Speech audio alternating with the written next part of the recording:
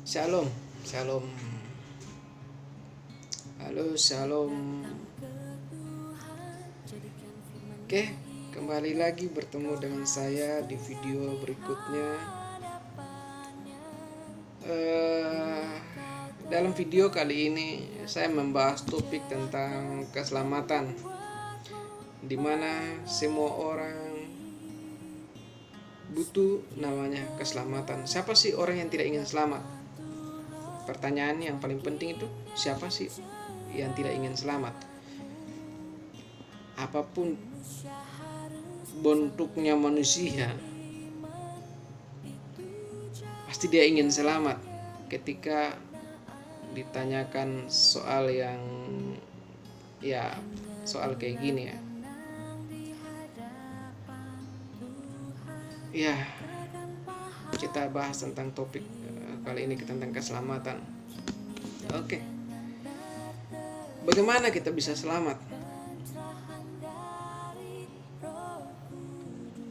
Di sini ada hubungannya antara di mana hari kita itu hari perhentian terakhir kita, bahwa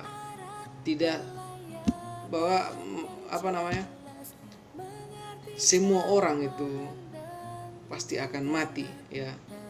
Tidak ada yang tidak mati. Manusia itu tetap harus mati. Dan ini ada hubungannya antara surga dan neraka dan pekerjaan Tuhan itu sendiri. Pertanyaannya, bagaimana kita bisa selamat? Artinya bagaimana kita supaya kita bisa masuk ke dalam kerajaan surga? Ya, kita melihat apa yang menjadi kehendak Tuhan di sini. Ya. Apa yang menjadi kehendak Tuhan? Kita lihat dari bacaan firman Tuhan dari dalam Alkitab, ya. Firman Tuhan dalam Alkitab ada 3 ayat saja yang saya ambil. Mungkin ada ayat lain tapi saya belum melihatnya. Pertama, Tuhan berkata, ya, hendaklah kamu menjadi kudus. Ya, hendaklah kamu menjadi kudus sebab aku ini kudus, sebab aku kudus. Ya, artinya Tuhan menghendaki kita supaya hidup kita ini kudus. Di ayat lain, nanti silakan cari ayatnya di mana, nanti bisa cari di Alkitab ya. Di ayat lain Tuhan berkata begini, kejarlah kekudusan. Ya, Tuhan mengharapkan kita itu mencapai kekudusan. Kita harus dengan keseharian kita, hidup kita ini, kita berlomba mengejar kekudusan. Ya, itulah tahap bagaimana supaya kita itu bisa memasuki kerajaan surga. Nah, di ayat yang ketiga Tuhan berkata, ya, di sini Tuhan berkata atau Tuhan berfirman. Ya, berfirman itu artinya berkata di sini. Ini bagi saudara-saudari yang belum tahu saja, ya. Yang ketiga,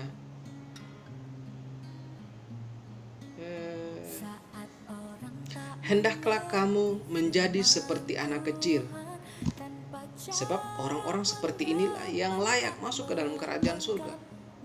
Tidak, ini yang harus perlu kita ketahui, bahwa tidak dengan sekedar percaya bahwa Tuhan Yesus, ya, sudah tebus dosa kita tuh di atas kayu salib. Tidak sekedar percaya itu saja. Tidak sekedar bahwa Yesus Kristus itu adalah Tuhan itu sendiri. Tidak sekedar percaya begitu saja. Terus lagi, tidak sekedar dengan kita membawa diri kita untuk dibaptis, sesudah itu kita dapat selamat. Oh no. Ini tidak sesuai dengan apa yang menjadi dengan kehendak Tuhan itu sendiri. Ya. Apa sih?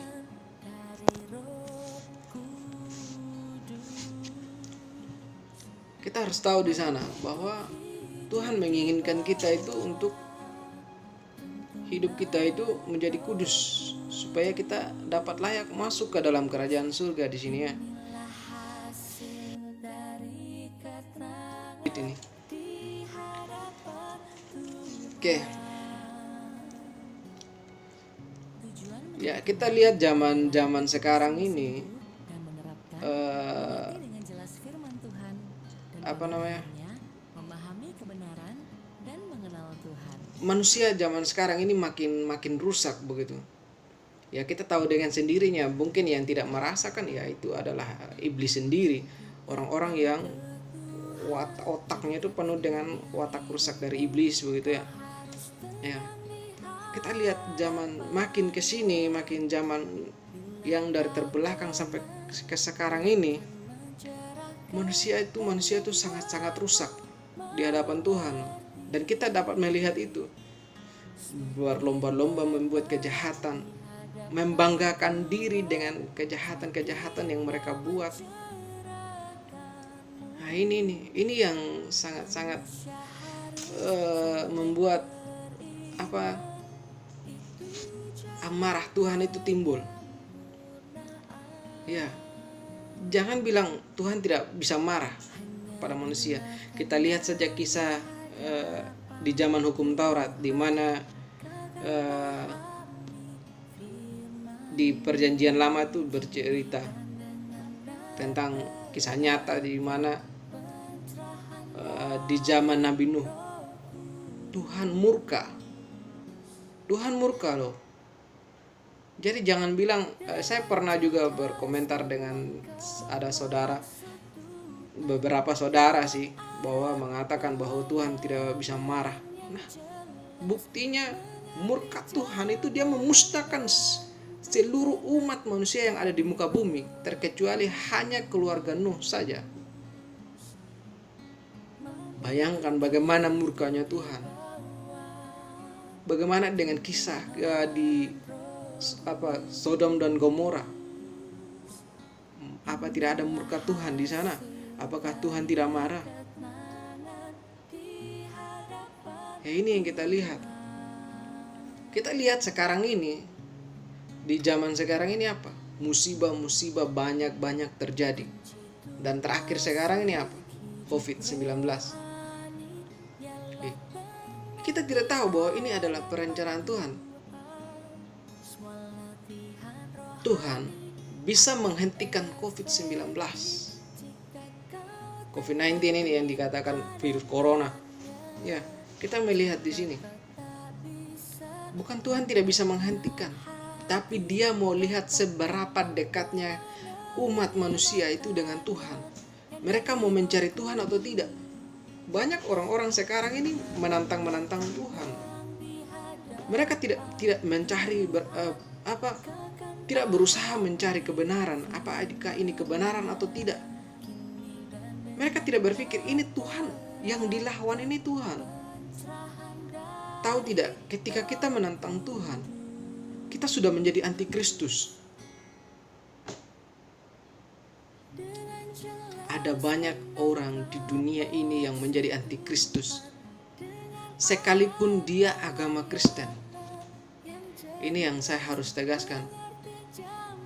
Kalau mau bawa di topik lain, apa itu antikristus?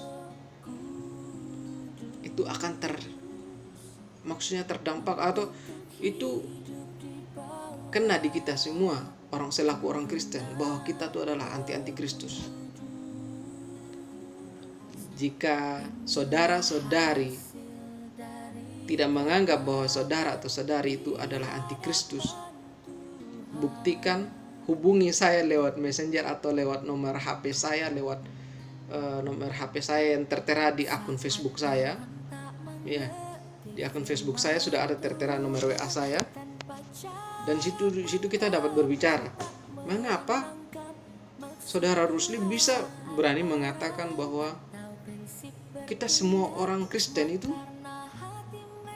tapi kita yang sudah belajar memahami bagaimana tidak menjadi antikristus, puji Tuhan, kita tidak lagi untuk menjadi antikristus. Tapi di sini apa? Kita buktikan bahwa saudara dan saudari, mohon maaf, bapak, mama, ibu, kakak, adik semua, segera hubungi saya bahwa membuktikan bahwa kita itu bukan antikristus.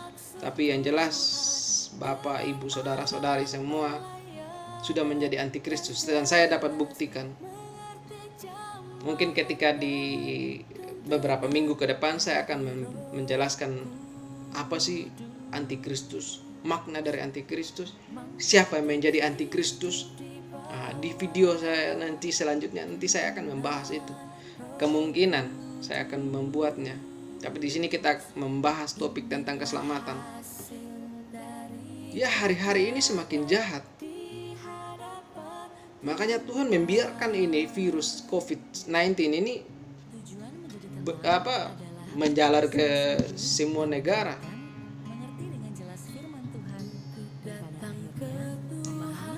Tidak bisa kita katakan bahwa di pulau-pulau di semua negara tidak bisa dimasuk oleh gini. Bisa masuk. Kecuali kita membatasi memang setiap pulau tidak ada penyeberangan arus udara pesawat begitu untuk masuk, ya bisa saja tidak masuk virus itu. Kalau di pulau-pulau terpencil, kalau orang mau pulang dari ini kayak misalnya perantau, dia membawa sedikit virus dan tidak bisa terdeteksi. Tapi ketika dia pulang, dia bisa membawa virus itu tidak? Bisa. Ya, kita bersyukur kita ini negara kepulauan. Jadi masih bisa dibatasi begitu untuk pengunjung atau perantau-perantau yang ingin balik ke kampung. Ya, kita kembali ke topik saja. Bagaimana supaya kita dapat selamat? Kita harus namanya mengejar kekudusan untuk mencapai keselamatan.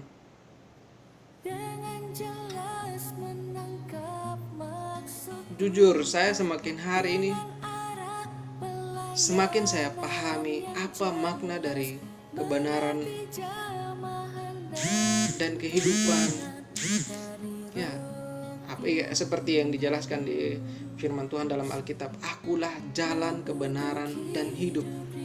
Nah, setiap kata dalam satu kalimat ini kita harus paham bahwa ketika Tuhan menampakkan diri, ketika dia menjadi manusia, sama seperti 2000 tahun yang lalu, dia menyatakan bahwa akulah jalan, kebenaran, dan hidup.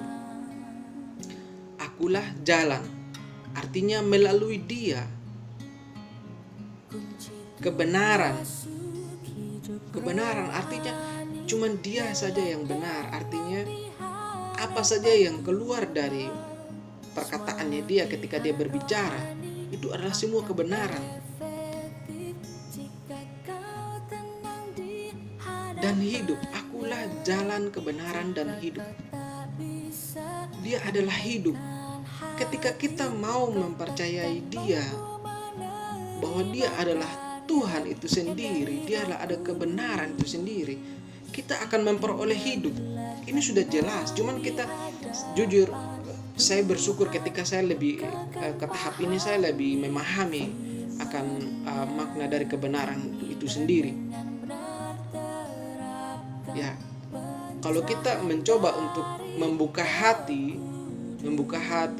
untuk menerima kebenaran, kalau kita masih ada rasa ego, tidak mau menilai dulu, tapi rasa ego kita, rasa gagasan kita, gagasan artinya pemikiran yang negatif, itu yang menghambat ketika kita mau menerima kebenaran begitu. Ya, sepertinya misalnya saya kasih contoh kamu dari agama seberang, mungkin yang bukan dari agama Kristen, yang orang yang tidak percaya Kristus itu sendiri. Kok bisa kamu menyembah manusia yang mengaku-ngaku adalah Tuhan? Karena mereka tidak menyelami dulu, tidak menerima dulu, tidak mau mengerti dulu apa yang keluar dari ucapannya. Karena setiap ucapan yang keluar dari mulutnya adalah semua adalah kebenaran. Dan kita selaku orang Kristen percaya bahwa itu adalah kebenaran. Tapi puji Tuhan, kita yang hidup di zaman sekarang ini dapat tahu bahwa Yesus Kristus itu adalah Tuhan itu sendiri yang menjelma menjadi manusia. Tapi bagaimana dengan orang-orang yang pada zaman dulu kala itu, tahun 2000 tahun yang lalu, mereka tidak banyak seperti kita di zaman sekarang, karena mereka tidak memperhatikan setiap ucapan yang keluar dari mulut Tuhan. Hanya ketika Simon Petrus saja yang mengetahui bahwa ketika Petrus bertanya, tunjukkanlah Bapa itu kepada kami. Aku dan Bapakku adalah satu. Siapa yang telah melihat Bapa? Siapa yang telah melihat aku, dia telah melihat Bapa di sini. Itu sudah jelas. Mengapa engkau menanyakan itu kepadaku?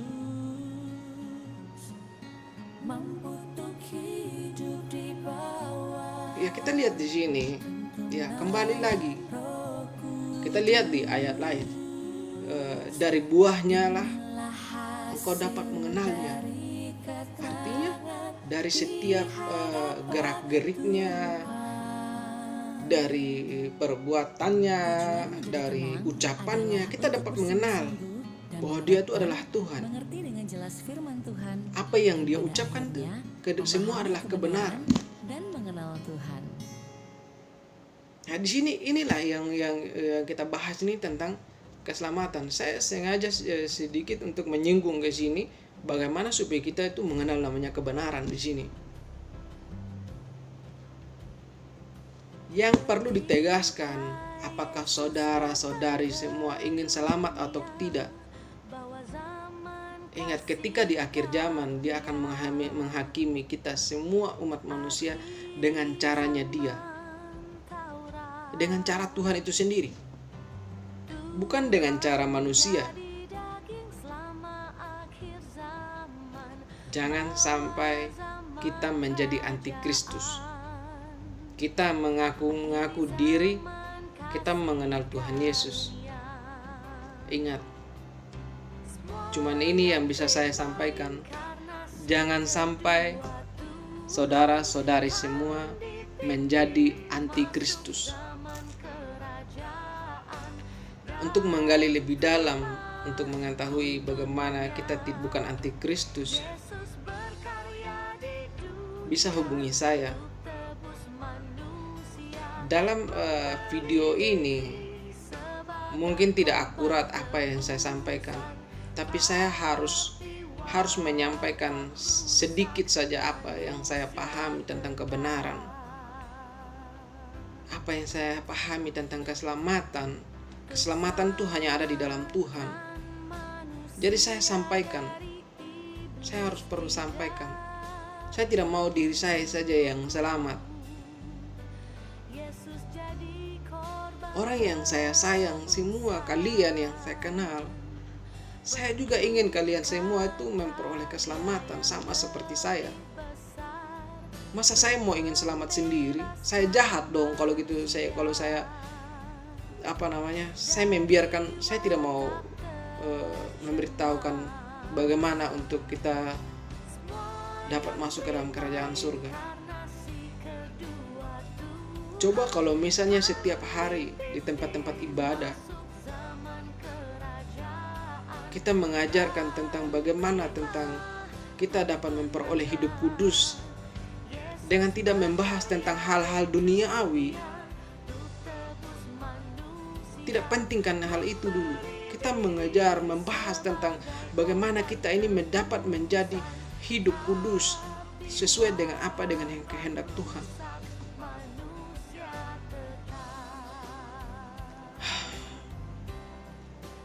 Disayangkan loh ketika kita tidak mau mencapai namanya tahap kekudusan, tidak mau mengejar kekudusan. Ini sangat disayangkan.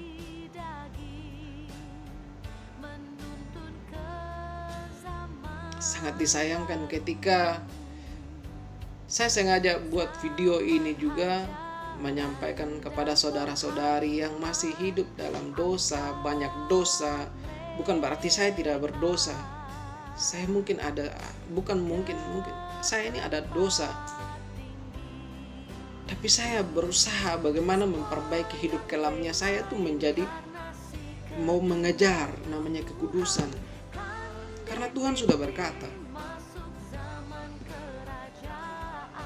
hendaklah kamu menjadi kudus sebab Dia kudus. Berarti tidak ada namanya tidak mungkin kita tidak bisa hidup kudus. Dia suruh kita mengejar kekudusan. Berarti kita ada kekudusan dong untuk kita. Kalau kita tiap hari membicara makan dan minum firman Tuhan setiap hari. Saya berusaha memperbaiki diri saya di hadapan Tuhan, bukan di hadapan manusia. Manusia boleh menilai kita nih kayak gini, kayak gitu, apalah. Kenapa saya membuang hal-hal duniawi yang sebenarnya saya kejar-kejar awal-awal ketika teman-teman saya, teman-teman bisnis saya tuh udah banyak yang sukses, tapi saya tuh bertabrakan terus. Memang saya menginginkan namanya kesuksesan, membanggakan diri, membanggakan keluarga dan orang-orang sekitar. Wow, Ruslinya kok bisa sukses begini, apa sih? Saya pernah berpikir kayak situ. Tapi ketika saya ada ayat-ayat firman Tuhan mengatakan, carilah dahulu kerajaan Allah serta kebenarannya, maka semuanya itu akan ditambahkan kepadamu. Ini firman ini yang mengganggu terus saya punya pikiran. Ya, ini mengganggu pikiran saya, sehingga oh Tuhan, kenapa saya tidak mengajar kebenaran-Mu terlebih dahulu? Akhirnya beberapa bisnis, walaupun uang beberapa juta, ada beberapa juta lah, udah saya masukkan ke ini tempat bisnis. Memang ada beberapa bisnis dan saya tidak mau mengajar itu lagi. Saya tinggalkan. Memang kalau saya memberitahukan saja, uang saya di sana tidak hangus, dia akan berlaku seumur hidup dan tidak akan mati. Akhirnya tidak akan hangus begitu. Tapi saya tinggalkan. Saya dahulukan apa yang menjadi kebutuhan untuk kita semuanya. Makanya saya sampaikan dalam video saya ini, kita harus kembali kepada Tuhan. Karena akhir-akhir ini kita lihat manusia zaman sekarang ini makin rusak. Dan saya perlu menyampaikan lewat video ini. Karena kalau cuman sekedar saya mengetiknya, tidak semua orang dapat menonton video tidak semua orang tuh dapat membaca. Karena saya tahu banyak orang-orang, ya 95% orang Indonesia mungkin malas untuk membaca. Makanya saya buat video ini.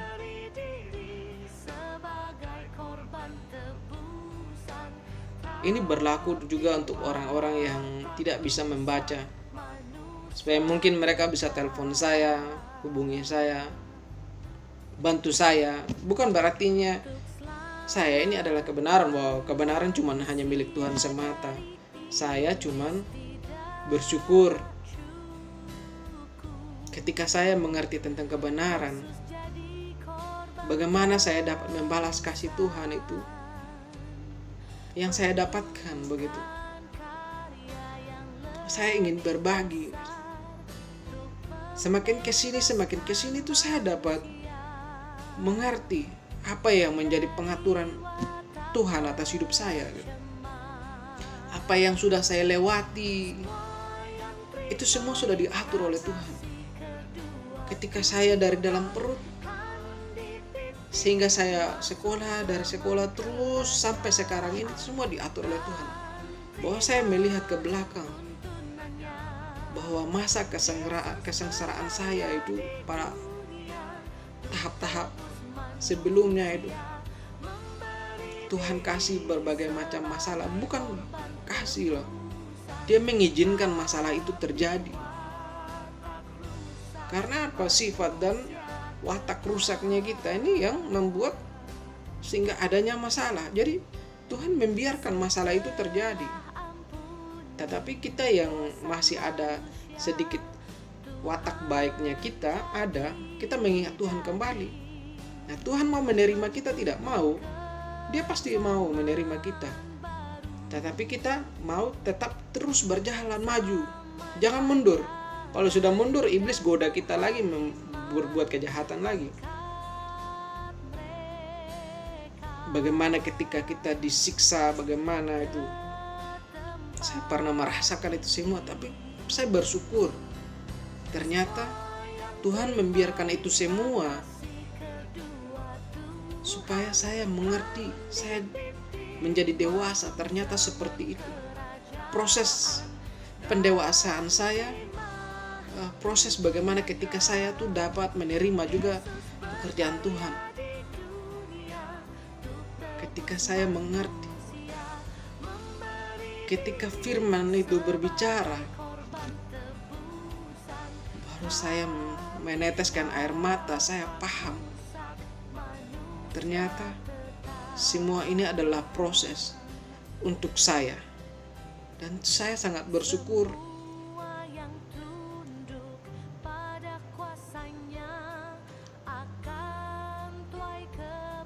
Kalau kita cuma sekedar baca dan baca saja ayat-ayat yang ada dalam Alkitab, ayat firman Tuhan, tapi kita tidak berusaha memahami,